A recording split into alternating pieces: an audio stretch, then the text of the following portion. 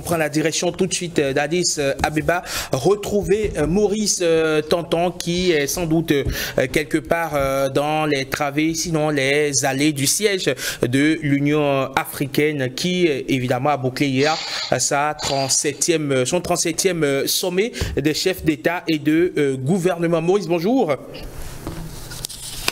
Bonjour Herman Amegan, bonjour à tous. Merci donc d'être en direct avec nous depuis Addis Abeba. Habituellement vous êtes sur ce plateau, mais aujourd'hui vous êtes à Addis Abeba en Éthiopie pour suivre de près bien sûr ce 37e sommet des chefs d'État et de gouvernement qui s'est achevé hier. Globalement, qu'est-ce qu'il faut retenir, Maurice?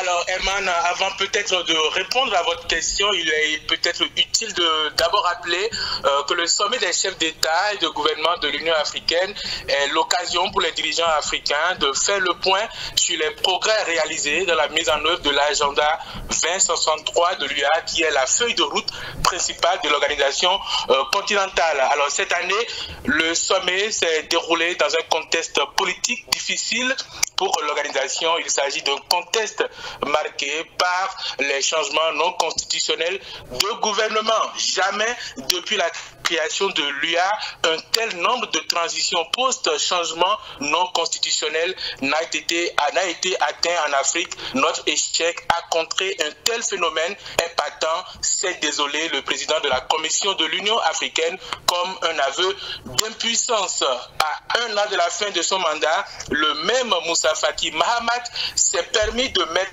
les pieds dans le plat en dénonçant les pouvoirs limités du président de la Commission de l'Union africaine, mais surtout la tendance globale des États membres à ne pas respecter les décisions de l'organisation continentale. Pour vous donner une idée, sur les 3 dernières années, 93% des décisions prises par l'UA et ses organes n'ont pas été appliquées par les États membres. Moussa Faki Mahamat a donc appelé à des réformes institutionnelles urgentes. Autrement, c'est l'efficacité et la crédibilité de l'organisation qui sont en ballottage. En termes de points positifs quand même, Herman Amegan, la mise en œuvre progressive de la zone de libre-échange continentale est un point de satisfaction souligné par les délégués au 37e sommet de l'Union africaine. Il faut dire qu'aujourd'hui, 41 pays ont désormais ratifié le traité de la ZLECAf qui se met en œuvre progressivement. Autre point de satisfaction, c'est l'intégration de l'UA au G20,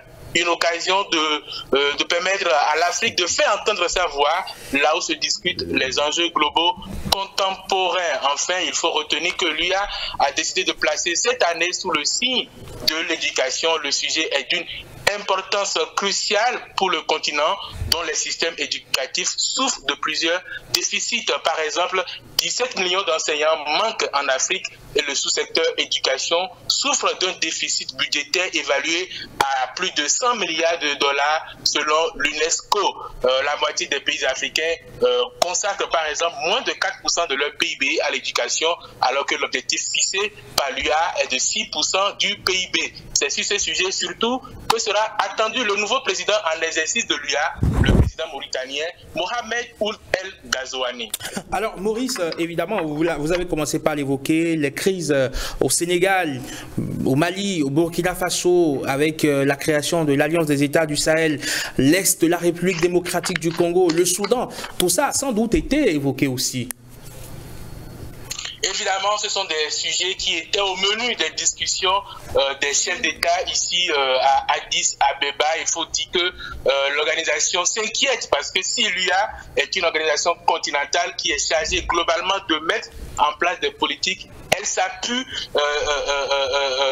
spécifiquement sur les regroupements économiques régionaux pour la mise en œuvre de ces politiques globales-là. Et la CEDEAO, par exemple, est connue pour être l'une des communautés les plus solides. Mais aujourd'hui, le président de la Commission de l'Union africaine l'a appelé. Il y a des inquiétudes à partir du moment où des pays comme le Mali, le Burkina et le Niger décident de se retirer de ces communautés qui donc fragilisent cette communauté régionale et qui au final fragilise l'UA dans la mise en œuvre de son agenda 2063 qui, au finish, est l'intégration régionale globale. La question des conflits au Soudan, l'instabilité en Libye, mais aussi l'Est du Congo, vous l'avez, la RDC, donc, vous l'avez dit, a été évoqué hier. On a posé la question au commissaire en charge des affaires politiques, de la sécurité et la paix en Afrique.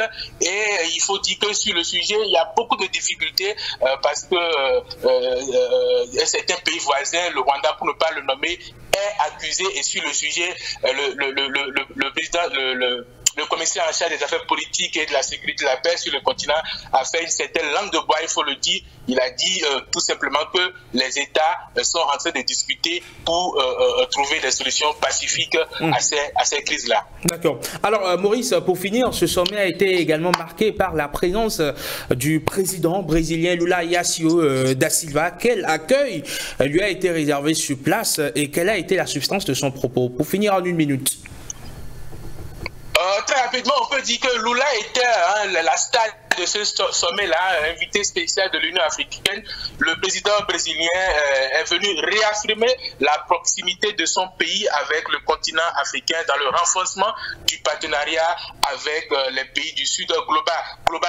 Lula a d'abord rappelé qu'il est un amoureux de l'Afrique et s'est presque excusé pour les années Jair Bolsonaro durant lesquelles son pays s'est renfermé sur lui-même. Il a annoncé le renforcement du partenariat avec l'Afrique dans les domaines de la recherche agricole, la santé, l'éducation à travers l'octroi de plusieurs bourses pour les Africains, les étudiants africains, la mobilité dans ce domaine-là, mais aussi la recherche dans le domaine de l'environnement, la science et la technologie.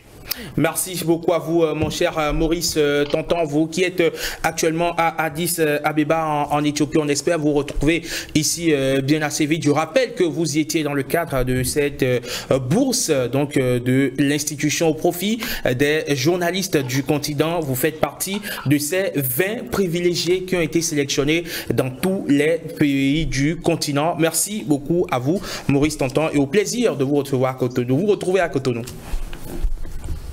À très vite, Rocher Herman.